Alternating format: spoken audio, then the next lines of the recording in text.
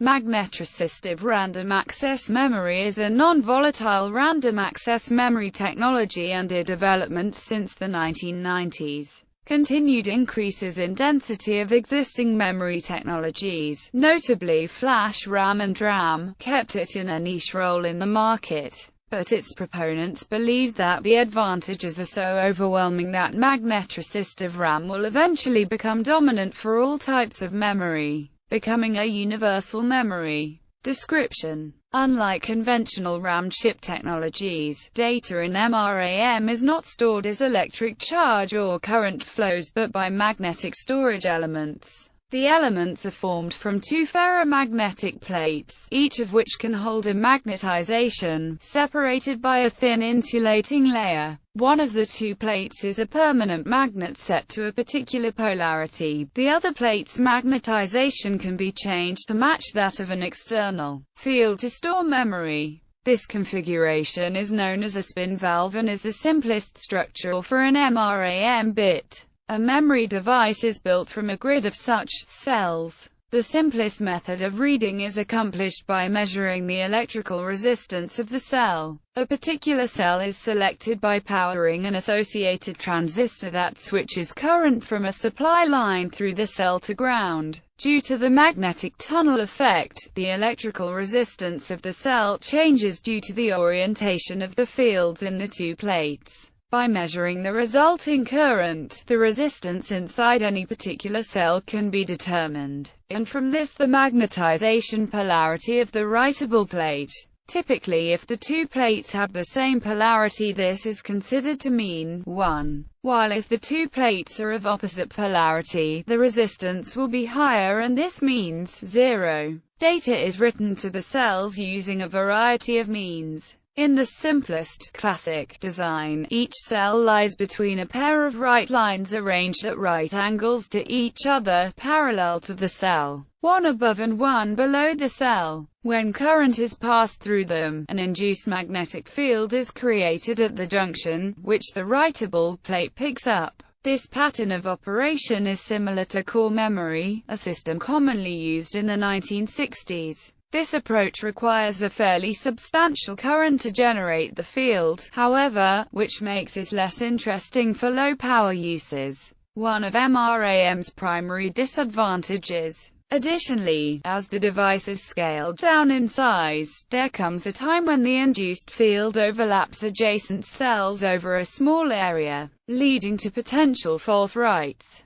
This problem, the half-select problem, appears to set a fairly large minimum size for this type of cell. One experimental solution to this problem was to use circular domains written and read using the giant magnetoresistive effect. But it appears this line of research is no longer active. A newer technique, spin transfer torque or spin transfer switching, uses spin-aligned electrons to directly torque the domains. Specifically, if the electrons flowing into a layer have to change their spin, this will develop a torque that will be transferred to the nearby layer. This lowers the amount of current needed to write the cells, making it about the same as the read process. There are concerns that the classic type of MRAM cell will have difficulty at high densities due to the amount of current needed during writes, a problem that STT avoids. For this reason, the STT proponents expect the technique to be used for devices of 65 nanometers and smaller. The downside is the need to maintain the spin coherence. Overall, the STT requires much less write current than conventional or toggle MRAM. Research in this field indicates that STT current can be reduced up to 50 times by using a new composite structure. However, higher speed operation still requires higher current. Other potential arrangements include thermal-assisted switching, which briefly heats up the magnetic tunnel junctions during the write process and keeps the MTJs stable at a colder temperature the rest of the time, and vertical transport MRAM, which uses current through a vertical column to change magnetic orientation, a geometric arrangement that reduces the write disturb problem and so can be used at higher density. A review paper provides the details of materials and challenges associated with MRAM in the perpendicular geometry. The authors describe a new term called pentalemma, which represents a conflict in 5 different requirements such as write current, stability of the bits, readability, read-write speed, and the process integration with CMOS. The selection of materials and the design of MRAM to fulfill those requirements have discussed. Comparison with other systems. Density. The main determinant of a memory system's cost is the density of the components used to make it up. Smaller components, and fewer of them, mean that more cells can be packed onto a single chip, which in turn means more can be produced at once from a single silicon wafer. This improves yield, which is directly related to cost. DRAM uses a small capacitor as a memory element, wires to carry current to and from it, and a transistor to control it, referred to as a 1T1C cell. This makes DRAM the highest density RAM currently available, and thus the least expensive, which is why it is used for the majority of RAM found in a computer. MRAM is physically similar to DRAM in makeup, although often does not require a transistor for the write operation. However, as mentioned above, the most basic MRAM cell suffers from the half-select problem, which limits cell sizes to around 180 nanometers or more. Power consumption. Since the capacitors used in DRAM lose their charge over time, memory assemblies that use RAM must refresh all the cells in the chips approximately 20 times a second, reading each one and rewriting its contents. As DRAM cells decrease in size, it is necessary to refresh the cells more often, resulting in greater power consumption. In contrast, MRAM never requires a refresh. This means that not only does it retain its memory with the power turned off, but also there is no constant power draw. While the read process in theory requires more power than the same process in a DRAM, in practice the difference appears to be very close to zero.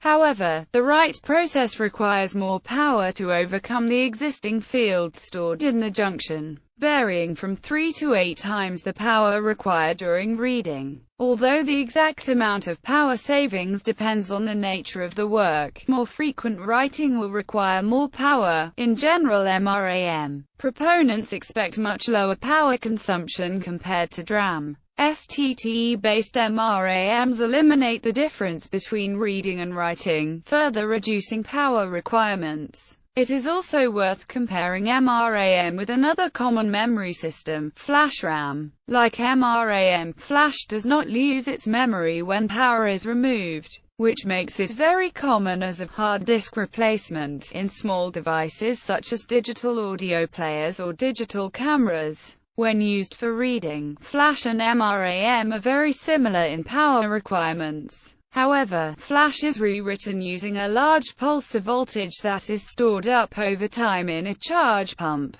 which is both power-hungry and time-consuming. In addition, the current pulse physically degrades the flash cells, which means flash can only be written to some finite number of times before it must be replaced. In contrast, MRAM requires only slightly more power to write than read, and no change in the voltage, eliminating the need for a charge pump. This leads to much faster operation, lower power consumption, and an indefinitely long lifetime. Performance. DRAM performance is limited by the rate at which the charge stored in the cells can be drained or stored. MRAM operation is based on measuring voltages rather than charges or currents, so there is less settling time needed. IBM researchers have demonstrated MRAM devices with access times on the order of 2 nanoseconds. Somewhat better than even the most advanced DRAMs built on much newer processors. A team at the German Physikalische Bundesinstitut have demonstrated MRAM devices with 1 nanosecond settling times. better than the currently accepted theoretical limits for DRAM, although the demonstration was a single cell. The differences compared to flash are far more significant, with write times as much as thousands of times faster. The only current memory technology that easily competes with MRAM in terms of performance is static RAM, or SRAM. SRAM consists of a series of transistors arranged in a flip-flop, which will hold one of two states as long as power is applied. Since the transistors have a very low power requirement, their switching time is very low. However, since an SRAM cell consists of several transistors, typically 4 or 6, its density is much lower than DRAM. This makes it expensive, which is why it is used only for small amounts of high-performance memory. Notably, the CPU cache in almost all modern CPU designs.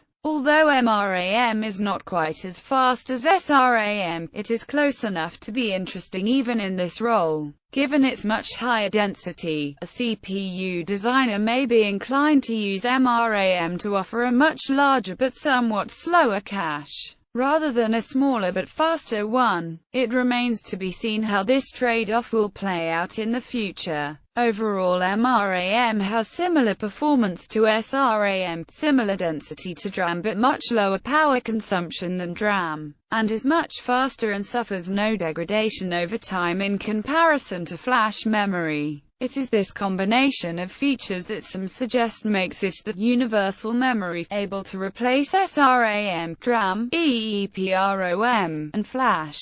This also explains the huge amount of research being carried out into developing it. Modeling of 2D and 3D caches designed with SRAM, MRAM and other non-volatile random access memories such as RAM and PCM can be done using Destiny tool. However, to date, MRAM has not been as widely adopted in the market as other non-volatile RAMs. It may be that vendors are not prepared to take the risk of allocating a modern fab to MRAM production when such fabs cost upwards of a few $1 billion to build and can instead generate revenue by serving developed markets producing flash and DRAM memories. The very latest fabs seem to be used for flash, for example producing 16 GB IT parts produced by Samsung on a 50 nm process. Slightly older fabs are being used to produce most DDR2 DRAM, most of which is produced on a one-generation-old 90 nm process rather than using up scarce leading-edge capacity. In comparison, MRAM is still largely in development, and being produced on older non-critical fabs. The only commercial product widely available at this point is Everspin's 4MB IT part, produced on a several generations old 180 nm process. As demand for flash continues to outstrip supply, it appears that it will be some time before a company can afford to give up one of their latest fabs for MRAM production. Even then, MRAM designs currently do not come close to flash in terms of cell size, even using the same fab. Alternatives to MRAM flash and EEPROM's limited write cycles are a serious problem for any real RAM-like role. However, in addition, the high power needed to write the cells is a problem in low-power roles, where non-volatile RAM is often used. The power also needs time to be built up in a device known as a charge pump, which makes writing dramatically slower than reading, often as much as 1,000 times. While MRAM was certainly designed to address some of these issues,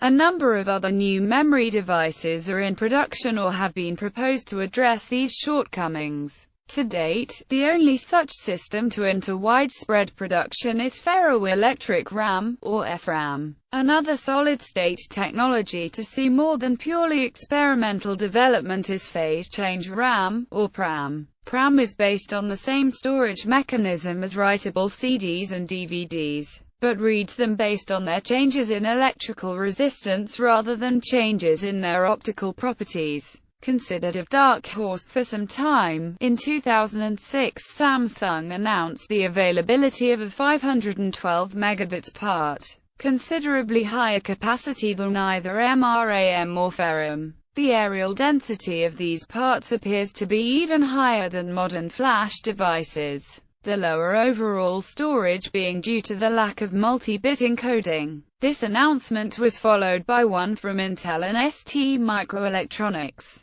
who demonstrated their own MRAM devices at the 2006 Intel Developer Forum in October. One of the most attended sessions in the IEDM December 2006 was the presentation by IBM of their MRAM technology. Also seeing renewed interest is silicon oxide, nitride oxide silicon memory. History. Most of the following has been taken from MRAM Info website. 1955 Magnetic core memory had the same reading-writing principle as MRAM. 1988 European scientists discovered the giant magnetoresistive effect in thin film structures. 1995 Motorola initiates work on MRAM development. 2000 IBM and Infineon established a joint MRAM development program. 2000 Spintech Laboratories' first spin-torque transfer patent. 2002 NVE announces technology exchange with Cyferz Semiconductor. 2003 A 128 kbit MRAM chip was introduced, manufactured with a 180 nanometers lithographic process. 2004 June, Infineon unveiled a 16 MBIT prototype, manufactured with a 180 nanometers lithographic process. September, MRAM becomes a standard product offering at Freescale. October, Taiwan developers of MRAM tape out YMBIT parts at TSMC. October, Micron drops MRAM, mols other memories. December, TSMC, NEC, Toshiba describe novel MRAM cells. December, Renesas technology trumpets a high-performance, high-reliability MRAM technology. Spintech Laboratories' first observation of thermal-assisted switching as MRAM approach. Crocus Technology is founded. The company is a developer of second-generation MRAM. 2005 January, Cyferz Semiconductor samples MRAM using NVEIP. March, Cyferz to sell MRAM subsidiary. June, Honeywell posts data sheet for 1 MBIT rad-hard MRAM using a 150 nanometers lithographic process. August, MRAM record. Memory cell runs at 2 GHz. November, Renesas Technology and Grandis collaborate on development of 65 nanometers MRAM employing spin-torque transfer. November, NVE receives an SBIR grant to research cryptographic tamper-responsive memory. December, Sony announced the first lab-produced spin-torque transfer MRAM, which utilizes a spin-polarized current through the tunneling magnetoresistance layer to write data. This method consumes less power and is more scalable than conventional MRAM. With further advances in materials, this process should allow for densities higher than those possible in DRAM. December, Freescale Semiconductor Inc. demonstrates an MRAM that uses magnesium oxide, rather than an aluminum oxide, allowing for a thinner insulating tunnel barrier and improved bit resistance during the write cycle, thereby reducing the required write current. Spintech Laboratory gives Crocus Technology exclusive license on its patents. 2006 February, Toshiba and NEC announced a 16 MBIT MRAM chip with a new power forking design. It achieves a transfer rate of 200 megabytes per second, with a 34 nanoseconds cycle time, the best performance of any MRAM chip. It also boasts the smallest physical size in its class, 78.5 square millimeters, and the low voltage requirement of 1.8 volts. July. On July 10, Austin, Texas, Freescale Semiconductor begins marketing a 4 MBIT MRAM chip, which sells for approximately $25 per chip. 2007 R&D moving to spin transfer torque RAM. February, Tohoku University and Hitachi developed a prototype 2MBIT non-volatile RAM chip employing spin transfer torque switching. August, IBM, TDK partner in magnetic memory research on spin transfer torque switching, IBM and TDK to lower the cost and boost performance of MRAM to hopefully release a product to market.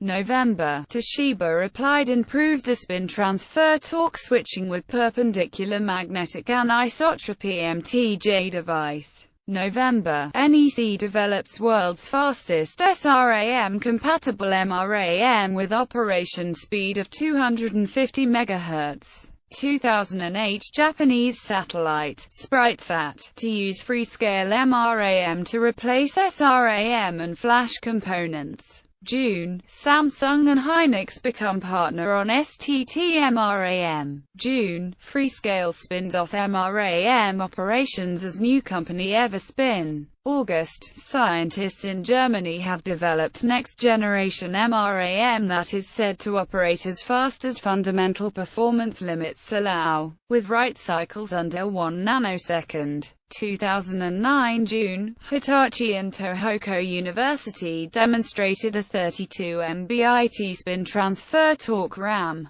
June, Crocus Technology and Tower Semiconductor announced deal to port Crocus or MRAM process technology to Tower's manufacturing environment. 2010 June, Hitachi and Tohoku Univ announced multi-level SPRAM. 2011 March, PTB, Germany, announces having achieved a below 500 PS write cycle. 2012 November, Chandler, AZ, USA, Everspin debuts 64 megabit Saint MRAM. 2013 November, Buffalo Technology and Everspin announce a new industrial SATA 3 SSD that incorporates Everspin's spin torque MRAM as cache memory. 2014 January, researchers announced the ability to control the magnetic properties of core shell antiferromagnetic nanoparticles using only temperature and magnetic field changes. Applications. Proposed uses for MRAM include devices such as aerospace and military systems, digital cameras, notebooks, smart cards, mobile telephones, cellular base stations, personal computers, battery-backed SRAM replacement, data logging, specialty memories, media players, book readers.